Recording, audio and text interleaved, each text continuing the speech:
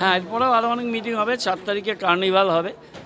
পুজো ভাসানের দিনগুলোও আমরা পুজো কমিটিগুলোকে জানিয়ে দেব। সেটাও হবে। কার্নিভালের দিন আমরা চাইব যে কার্নিভালের দিন আর অন্য কোনো পুজোর যাতে ভাসান না হয়, আর ভাসান হলেও সেটা সকালবেলা হয়ে যাওয়া বাঞ্ছনীয়। পুজো ক্লাবগুলো বিভিন্ন বাড়ির পুজো টুজো যাদের থাকে সবাইকেই এই রিকোয়েস্টটা থাকবে।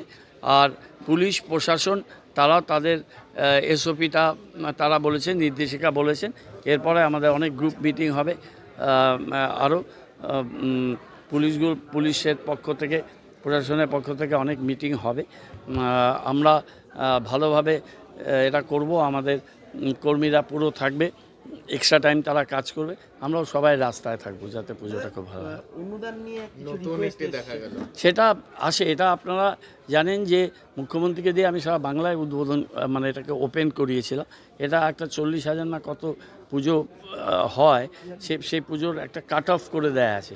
সেটা তো এখান থেকে আমি বলতে পারবো না। আমি জানি তারপরে যেবার কাট অফ একটা উইথড্র হয়েছিল, তারপরে এই কয়েক বছরের মধ্যে তো আরও অনেক নতুন ক্লাব তৈরি হয়েছে, তারা পুজো করছে।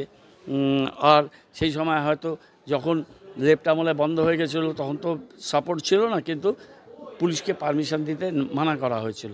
সেটাকে ওপেন হয়েছিল। সেটা আমাদের সময় শিলিগুড়িতেই মুখ্যমন্ত্রী ছিলেন, এখান থেকে উনি বলেছেন। সেটা হয়তো কেউ সুযোগটা হয়তো নিতে পারেনি, সেটার সংখ্যা খুব কম। পরবর্তীকাল ক্লাবগুলো হয়েছে। সেটা নিয়ে একটা অনুরোধ এসছে, কিন্তু এটা তো ডিসিশন মেকিং একটা বড় ডিসিশান। এটা সারা বাংলায় অনেক পুজো ইনভলভ। সেটা আমি আমার মতো করে চেষ্টা করবো। সেটা এখন বলা যাবে না, তাড়াতাড়ি সব বলে দিলে মুশকিল। আমরা যখন ট্যুরিজম উত্তরবঙ্গ উন্নয়নে ছিলাম, ক্যাম্প করতাম আমরা কয়েকদিন আগে থেকে, এনজিপি, তেনজিং নোরগে, এয়ারপোর্ট। এবার চেষ্টা করব পুরসভা থেকে পর্যটনদের,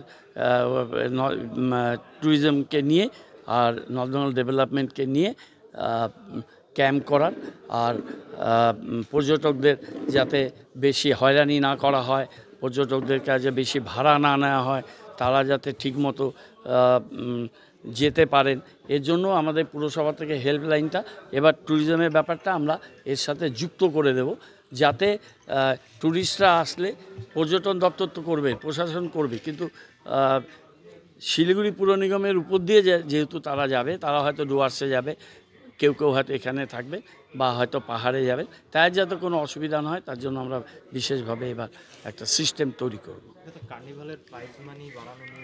সেটা এখন বলবো না, সবটা আলোচনা করে বলবো।